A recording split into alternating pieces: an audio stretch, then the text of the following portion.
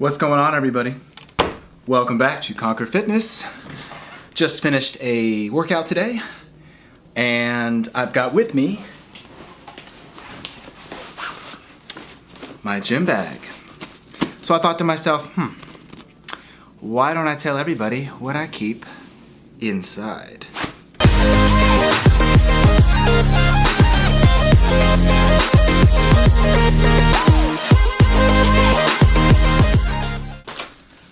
Alrighty, so in today's video, I'm going to go over what equipment I need, what equipment I use, and what braces and stuff I have, anything that I've ever bought that I take with me to the gym for any particular workout.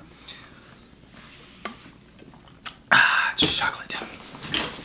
So I have everything of mine in my gym bag currently. So I'm gonna go ahead and dump it all out. So I can start with the most importance first, starting with what I use the most and what I've, over the course of the years of lifting and training, have come to realize that I require. And we'll work my way down to what is more of a luxury item for certain occasions, and then finishing off with certain braces that I have used based on injuries at the current time. I'm gonna start off with something that I don't use anymore that I used in the very beginning when I was a novice lifter. This is something I recommend when you first start initially going to the gym, because your hands are not really gonna be acclimated with the knurling of the bars, and they're gonna get really messed up really bad, and I would ease my way into getting your hands calloused up with the gym equipment. So to start off with, I actually don't even have my own pair anymore because I don't use them, so I'm gonna have to use my girlfriend's, hence why they're pink, but lifting gloves. Now I use this probably for the first year almost of lifting. Now, depending on how long you wanna use it or if you wanna use them at all, I recommend it in the beginning just because it helps with grip and helps you with a little bit of hand strength. This is starting from complete scratch. I don't recommend this after a certain point because then everything gets smaller in your hands and you get to a point where you get used to holding onto the bars and you build up calluses, and they're really not necessary. But to start out with, it helped me, so I recommend it. Since that was number 0 on the list technically, because it's something you will graduate out of, number 1 is, of course, a lifting belt. This is something I have used since the beginning and still use for majority of workouts. It can be one of the Velcro ones, a leather one. I would recommend one of the Velcro ones because you can fit it to yourself better. I just haven't got around to getting one. Plus this one fits me really perfectly, so I am not really struggling at the moment. But the belt is important because protecting your lower back during lifts such as squats and deadlifts and any kind of rowing, barbell rows or anything like that, that's a muscle that gets used quite heavily. And all this does is help brace you. It helps your lower core muscles press up against the belt and actually engage tighter so that you have more support. So it's not necessarily making it easier or cheating, it's just helping your muscles engage by having something to press against to so they work harder. Most people don't realize that. They think, oh, well, a belt's just kind of like taking your back out of it. Not at all. Your back is still plenty engaged. Even when you're doing a deadlift, you're wearing a belt, you're working your lower lumbar for sure. This just helps you engage those deep core muscles to protect everything and help support your spine, which is very important. So for every deadlift day, squat day, legs, back days, I always have this with me. So I recommend getting one for sure. Number 2, high on the recommendation list. This is something that's also controversial to a lot of lifters, but personally, these are all my opinion and my gym bag, so keep that in mind, is wrist wraps. I don't have the strongest hand strength in the world, but I really like to pull very hard deadlifts, which is pretty much the only thing I really use it for, other than maybe dumbbell rows. But these have helped me get weights that my hands just cannot support. I also like to do overhand for both arms with deadlifts because I've just seen too many videos where biceps are popping whenever you do the underhand lift, and I'm not about that. So when I can do both overhand, you also lose a little bit of grip strength. So that's kind of my excuse for using these, but they're so simple once you get used to them a little bit. You just wrap them around your wrist, and then you just wrap them opposite of you, away from you, around the dumbbell, because if you do it with you, you're just gonna roll. It's gonna roll out of your hands. Opposite of you, and it'll basically, you can hold it in your hands for an hour, and it's locked in. So that helps a lot if you don't have good grip strength, or like me, you like to do dual overhand deadlifts. So I'm able to pull much more weight than my hands could support. I've used these the entire time I've been lifting. I don't think I'll give up on them because I can work on my grip strength in other ways. Coming in next on the highly recommended list, we are working our way down for importance, so keep that in mind, but I still highly recommend these as well, is knee wraps. Especially for us ectomorphs or lankier people, as I've mentioned many times, our joints are smaller predominantly, so our knees are more susceptible to put too much strain on them. And if you are getting to the point and you're a seasoned lifter and you're getting pretty high on your squats, anything north of 315, I'd say, is when it helps a lot to wear these. This, unlike the belt, kind of is a little bit of a gimme for cheating in a way, because it does help you with bounce. If you get at the bottom, I've noticed when I have these wrapped right, it gives me a little more bounce at the bottom of my deadlift, or I'm sorry, at the bottom of my squat. But the most important thing I've noticed is it just helps keep my knees in line, which to me, I don't think really is a bad thing. And this whole cheating thing with what you're using, I say if you're using something that protects you and prevents you from injury, I don't see that as cheating. I see it as helping you move forward and not have to take long periods of time off when you've injured yourself. If I'm wearing this, I have so much more confidence that nothing will come out of track, my knee will stay, it makes it feel tight.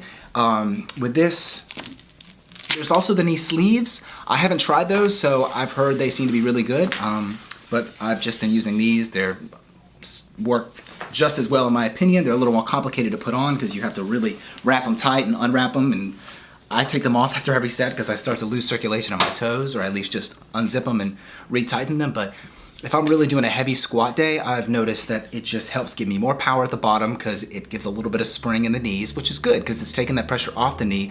I have noticed it actually pushes the effort up towards your quad and glutes, which I think is the point. So I really, really recommend them for your squat days. Now this is the last thing I recommend of things that you could highly use, I guess would be the category we're in. I've kind of stopped using them, so that's why I put them at the bottom, but I have found benefits back when I was doing my, when I had my workout splits, when I had a specific arm day, I used wrist wraps. I used them so much at a time they actually broke, so they're not really even functioning anymore, but the whole point was there was a loop for your thumb, and you in turn would wrap them around your wrist and they would support your wrist. Now I liked this for if I was doing something with like bicep curls because it helped keep my wrist in line, and again, same as the knee wraps, forced most of the effort up into the bicep, which to me, it's two birds, one stone. I'm protecting my wrists from injury, and I'm also trying to force the effort up into the muscle I'm working, because if you do a bicep curl and you bring your wrist up, it actually is taking some of the effort off the bicep because the forearm muscles are engaging. So this is kind of helping you isolate and prevent injury. Now, I also the same concept with anything with triceps. So other than that, I didn't use it on bench because I didn't like it. Even though it's good to keep your wrist straight, I just felt like it was just really digging into the back of my hand too much. So I really didn't bench with them, even though you can. I mean, I've seen guys use them for almost every exercise, so it's your preference. If you put them on and you really like the way they feel, I see benefits of them. I just don't really use them much anymore because I don't have a specific arm day. Next category, we're gonna talk about kind of extra role players, things that I have picked up that I've liked for what they do, but there is no need for them. They are only designated for specific exercises, and other than that, they don't really help with anything to prevent injury. They just can help either push you past new plateaus or push you through plateaus, or help you add weight to exercises that involve body weight. So I'll start with the classic dip belt, which is a belt that has a chain attached to it, which you will loop around yourself like so. It has a nice back support, and then you'll loop a plate through it and then hook it back. So it's wrapped around you, and then you have basically whatever amount of weight dangling between your legs. Now this is for, say, dips or pull-ups or anything that you're raising yourself with body weight. If you get to the point that pull-ups are just not cutting it, or dips, they're just your body weight, you can do it like 25, 30 reps like that, it's time to get a dip belt and add to it, because these exercises, especially pull-ups, are very, very good core foundation bodybuilding exercises. And if you get to the point that your body weight is just nothing for you, I highly recommend grabbing one of these. They're like 25 bucks off Amazon, and it helped me really increase my pull-ups because I was able to get about 8 with 45-pound plate, and that just makes your body weight feel like nothing. You're just flying like 40 reps. So highly recommend grabbing one of those. No need for it, but like I said, you get to the point where one of those 2 exercises is becoming too easy. This is the easiest way to push past that and add more weight. Last on the list of equipment I'm going to talk about is something that is completely unnecessary, and I barely use it because it's an exercise that I don't do too much. But I tried it once, liked it, got one. It's cool. I don't really know if it really does what it's supposed to, but that is the slingshot. This is a bench press only device, which you basically loop this through your arms all the way up to your biceps and triceps, and then it basically takes about 25-30% of the load off because it as you stretch at the bottom, it shoots your arms back up. So in theory, what this is supposed to do is help you hit weights you can't so your chest can get acclimated to it. So if you're stuck on 225 and you just can't get past it on even on 1 rep max, and you just want to slap on that 235, throw this bad boy on and it's going to feel like 185. It's just going to bounce up, and it's really neat. I think it's more of an egotistical piece of equipment, if anything. So if you're like, I really want to just slap on 3 plates today, but I can't do it on my own, slap this bad boy on and all of a sudden you'll just magically be able to do it because it takes about 25% of the weight off and helps your triceps with that stabilization. But my theory was that it would help show my chest, and basically I would be able to be almost like having a spotter, I guess, was the best thing. It was me going to the bench day. If it was a chest day I was benching and I didn't have anybody there, it was my spotter. I could be like, all right, well, I can hit 225 comfortably without a spotter, and I can at least get my chest acclimated to that weight. So that pretty much covers the equipment. Lastly, I wanted to talk about some of the braces I have that I use only situationally. That's why I saved them for last. Now, if my elbow's flaring up, I have an elbow brace just because I can wear it around the house to make sure that I'm not overworking it while it's healing. And if it's on the upswing and it's almost healed, I can at least wear this for a couple workouts to make sure that it's almost more of a reminder, if anything. I don't believe braces can really help you protect it too much because you're still moving that joint, but it reminds me that like, hey, this is just healed, this elbow was injured, take it easy, don't forget, and it also keeps it compressed. So I have an elbow brace, I have a knee brace for the same situation, and I have an ankle brace. All 3 of the main joints that usually get injured for me. So if one of those is acting up that day, I can wear it around the house to just make sure that it stays compressed and doesn't get moved too much. And I'll wear them if I'm playing sports. They're just good to have. Those, I think those are the most important 3. I only need them circumstantially, so they're not critical, but they have helped in the past. Last thing I'm gonna cover is, because I'm going over my entire gym bag, so that is all the equipment and the braces. Lastly are just a few things that I usually have when I go to the gym. I try to bring a towel if I can, because it's just courtesy. If they don't offer towels, this is at least something I can put behind my head on the bench, or you know, just something to keep myself clean as possible for courtesy of others. Kind of just common sense. I also always try to have water with me as well. Especially if you're on a creatine cycle, absolutely have water with you. If you're not, if they have a water fountain, you know, just try to stay hydrated. Of course, water is very important at all times for anyone and everyone. That isn't just including us ectomorphs. And lastly, this is not usually in my gym bag, except if I can find the other one.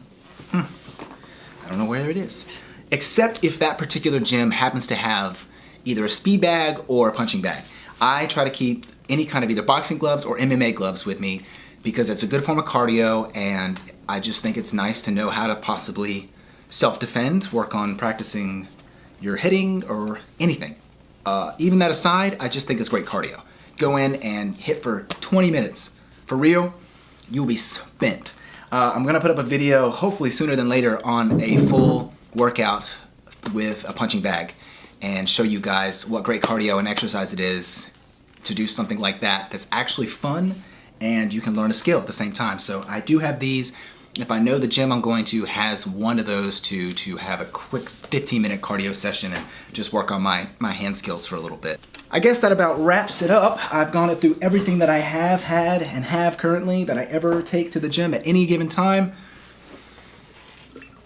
I tried to lay it out for you guys so it was in order, because I'm also trying to keep this channel in order of people starting to the gym. I'm gonna get more into it with the workouts, especially people who are novice to the gym, people who are maintaining, people who are trying to break plateaus. We're gonna go through the whole cycle. So this was also in order of importance. And when I say importance, I also mean what is good to have early on as opposed to later on. Some of these things I've had the entire time, like the belts and the straps, and then you outgrow the gloves, and then you grow into other things like the dip belt when you master certain things. So I guess if you just follow that order and then remember the things that you should always have and the things that are extra later, it's not a whole lot. I don't have too much more than is actually needed, in my opinion. Again, my gym bag, my recommendation, so don't take me, my word for gospel.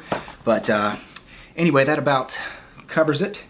Next video is going to be something that I'm very excited to finally get going into, along with the workouts, which is coming. I'm just trying to get my hands on a gym that I feel comfortable filming in, that is just not going to be super packed and super much going on, so you guys can be focused and it's just on me, and it's just a nice environment that we can go over some exercises and get started on some workouts. But nutrition. So I'm going to go over how to eat as an ectomorph. Now this is going to probably be a very condensed version of everything, but I'm gonna break it down in a lot of other videos. But starting out, I just want to go over the main principles of your diet and the main things you need to remember going forward eating. So thank you all so much for watching.